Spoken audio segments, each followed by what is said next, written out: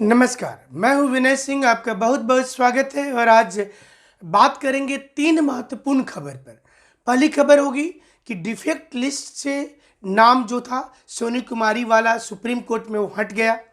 तो 3 कौन कौन से लोग हैं जो इस वक्त पार्टी बने हैं, इसमें ये बताएंगे आपको। दूसरा बात करेंगे कि 12 अक्टूबर से पंचायत सचिव अभ्यर्थियों का रांची के मोरहाबादी मैदान बापू पाटिका के पास व्यक्तिगत सत्याग्रह शुरू हो रहा है। क्या है पूरी प्लानिंग, ये समझाएंगे। और तीसरी खबर है कि आज से जेटेट 2000 जो 16 के पास आउट स्टूडेंट थे उनकी भी सत्याग्रह शुरू हो गई है। तीनों खबर पर हमारी नजर होगी। हमारे साथ 9 बजे रात को भी आप जुड़ सकते हैं लाइव। जेपीएससी वाले स्टूडेंट्स के लिए खास शो होता है वो, जिसमें प्रतिदिन प्लानिंग बताई जाती है। और आपको दिग्भ्रमिता से बचाने के लिए हमारी टीम मैनेजमेंट ने डिस्क्रिप्शन बॉक्स में तकरीबन 40 बच्चों का इंटरव्यू शेयर किया है आपके साथ, जो लोग जेपीएससी में टॉपर्स रहे हैं, हर विभाग के टॉपर्स रहे हैं। सारे लोगों की इंटरव्यू है। आप इससे बहुत कुछ सीख सकते हैं। निगेटिव कमेंट करने वाले से आप बच सकते हैं। तो चलिए, ये सबसे बड़ा सबूत होता है कि आप उनको देख करके बहुत कुछ सीखें। आज की खबरों की शुरुआत करते हैं। सबसे पहले बता दें कि पंचायत सचिव अभ्यर्थियों से जुड़ी हुई खबर यह है कि आखिरकार हार करके जब ये लगा कि सरकार बहुत गहरी नींद में, कुंभकर्ण से भी ज्यादा गहरा नींद में सोई हुई है, कोई मतलब नहीं है। आपको आंदोलन करना है, आंदोलन करिए। घर में सोना है, सो जाइए। तैयारी करना है, तैयारी कीजिए। लेकिन हम तो नहीं सुधरेंगे, ये पुरानी सरकार भी कहती थी और ये सरकार का भी टैग लाइन यही है। इसलिए आखिरकार बच्चे हार करके आगामी 12 अक्टूबर से इंडिविजुअल सत्याग्रह करने का सोचे हैं। 9 बजे से सत्याग्रह शुरू हो जाएगा, प्रतिदिन चलेगा। ये तब तक चलेगा जब तक कि इनको ज्वाइनिंग नहीं दी जाती है। सत्याग्रह में कम से कम 5000 बच्चे शामिल होंगे। लेकिन खास बात यह है कि ये व्यक्तिगत सत्याग्रह है। प्रतिदिन 5 लोग होंगे कि 15 या 20, ये एक टीम बनाई गई है। कमेटी के माध्यम से निर्णय लिया जाएगा। फूल दे करके सरकार के लोगों को, कर्मचारियों को सम्मानित भी किया जाएगा। हवन कार्यक्रम भी रखा गया है। इसमें स्टूडेंट्स बहुत परेशान हो गए हैं। जितना समय ये तैयारी में नहीं लगाए थे, एक बार फिर से सुनिएगा, जितना समय ये तैयारी में नहीं लगाए थे उससे ज्यादा समय रिजल्ट के लिए लगाना पड़ रहा है। अब मसला ये हो चला है कि इन्हें आजादी की लड़ाई लड़नी पड़ रही है। व्यक्तिगत सत्याग्रह, इंडिविजुअल सत्याग्रह महात्मा गांधी जी ने 1940 में शुरुआत किया था। यही सत्याग्रह अब भारत में झारखंड राज्य के जो बच्चे हैं, ये बच्चे अपनी नौकरी के लिए कर रहे हैं।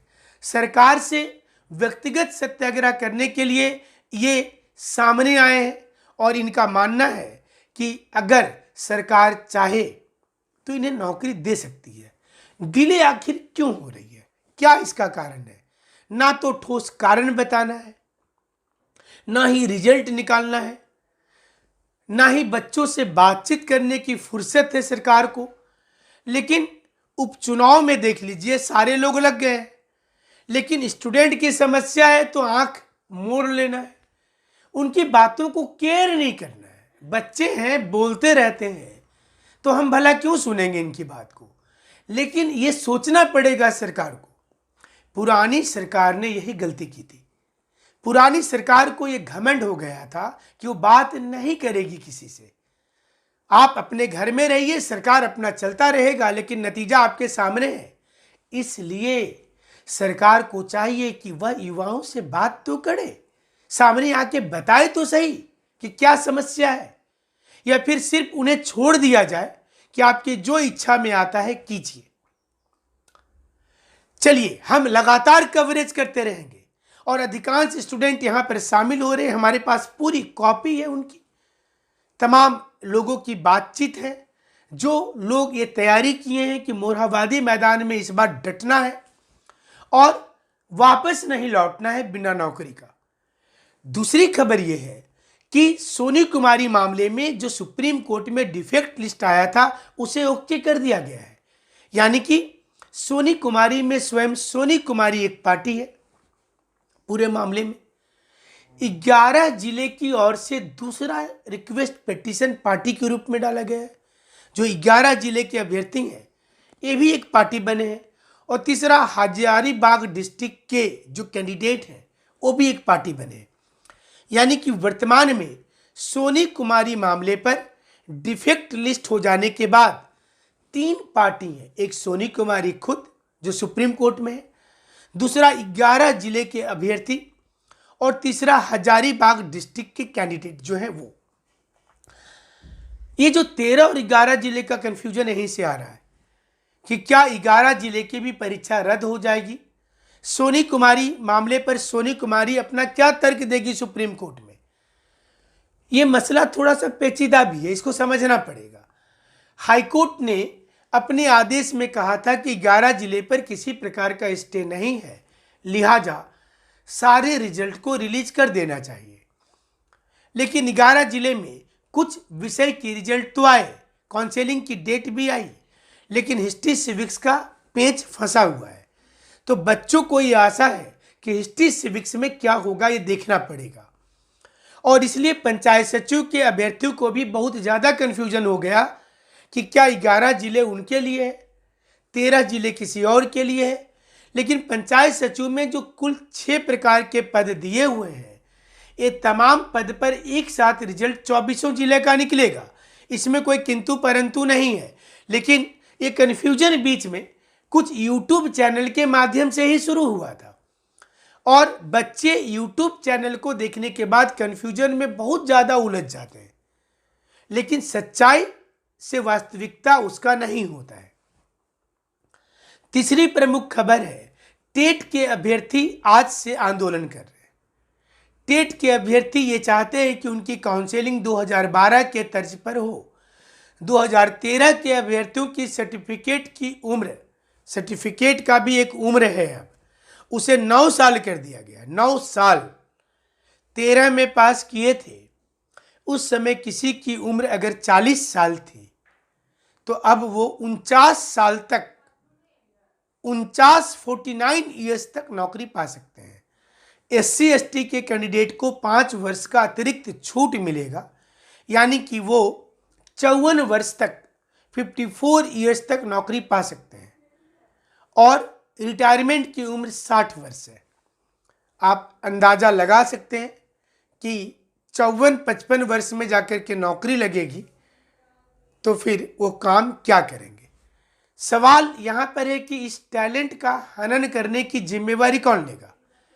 क्या सरकार इतनी उदासीन हो गई है कि आप सर्टिफिकेट का सिर्फ उम्र बढ़ा दीजिएगा तो क्या व्यक्ति की वास्तविक उम्र भी बढ़ जाएगी। सर्टिफिकेट अगर 9 वर्ष का हो जाता है तो क्या व्यक्ति की भी जीवन बढ़ जाएगी। क्या रिटायरमेंट की एज को बढ़ा करके भी आप 70 साल कर देंगे। ये सवाल है, क्योंकि 2016 वाले भी यही सवाल पूछ रहे हैं। उनका 4 वर्ष हो गया, कोई सूद लेने वाला नहीं है। पुरानी सरकार की भी वही स्थिति थी, यह सरकार की भी स्थिति किसी से छुपी हुई नहीं है। कहाँ तो सरकार बनने के 1 महीने के बाद ही ज्वाइनिंग हो रही थी, और 1 वर्ष बीत जाने के बाद कुछ भी नहीं दिख रहा है धरातल पर। क्या होगा आगे, इसी क्रम में आंदोलन शुरू हुआ है। बच्चों ने ये डिमांड किया है कि उनके लिए सोचने वाला कोई तो होना चाहिए। वो सरकार से नहीं बोलेंगे तो किसको बोलेंगे, वो किसके पास जाकर के आवाज उठाएंगे। और यही कारण से, इसी कारण से इस समय पर सबसे बड़ी दिक्कत सामने आ रही है।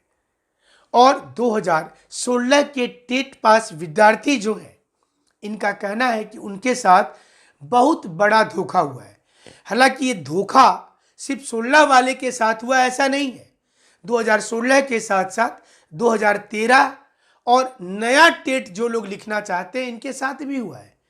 2019 में ही टेट परीक्षा होने की सुगबुगाहट शुरू हो गई थी। 2020 समाप्त होने वाला है, लेकिन कोई परीक्षा की रूटीन नज़र नहीं आ रही है, ना ही इस पर चर्चा हो रही है। ऐसे में 2020 में टेट की परीक्षा होने की संभावना नहीं दिखती है। तो धोखा तो यहाँ भी दिख रहा है। धोखा पंचायत सचिव के अभ्यर्थियों के साथ हुआ है। 2-2.5 वर्ष से डॉक्यूमेंट्स वेरिफिकेशन करवा करके इंतजार में बैठे रह गए, दूसरे फॉर्म को नहीं भरे। जिनको उम्मीद थी कि उनको नौकरी लग जाएगी, वो अब इस आशा में है कि कोई दूसरी वैकेंसी तो निकल जाए जिसमें वो अप्लाई करेंगे। और 2019 में जो लोग सीजीएल का फॉर्म भरे थे, वो भी इंतजार में बैठे हैं, क्योंकि पहला स्टेशन आएगा तब तो दूसरा स्टेशन आएगा। यानी कि ट्रेन तो अभी खुली नहीं है, वो यार्ड में कलकत्ता में खड़ी है, लोगों को बॉम्बे तक जाना है। तो अभी बीच के स्टेशंस आएंगे, उसके बाद ही तो सीजीएल में आप चढ़ाई कीजिएगा।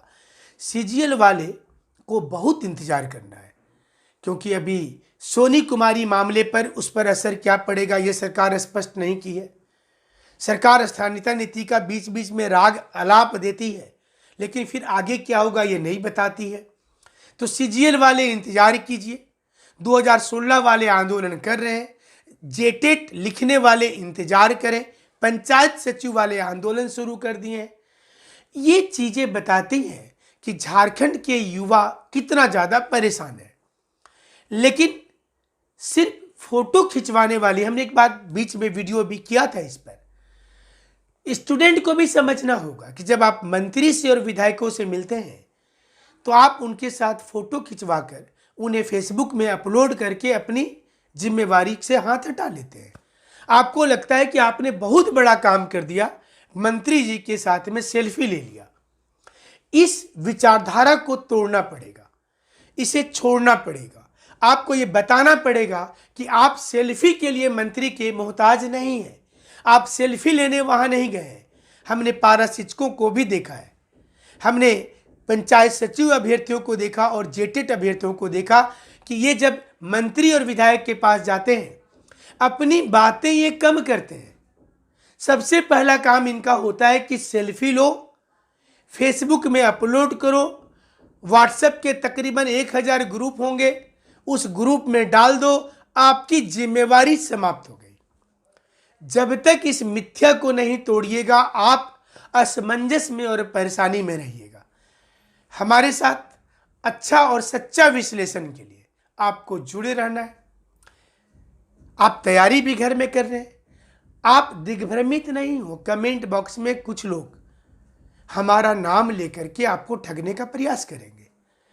आपको उससे बचाने के लिए डिस्क्रिप्शन बॉक्स में कई क्वालिफाई करने वाले, जिसकी संख्या 40 से भी ऊपर है, उनकी वीडियो डाली हुई है जो आपको रणनीति बनाने में सुविधा देगी। घर बैठे हुए करेंट इवेंट का फ्री व्हाट्सएप मैसेज मंगाना चाहते हैं तो नंबर नीचे दिया हुआ है,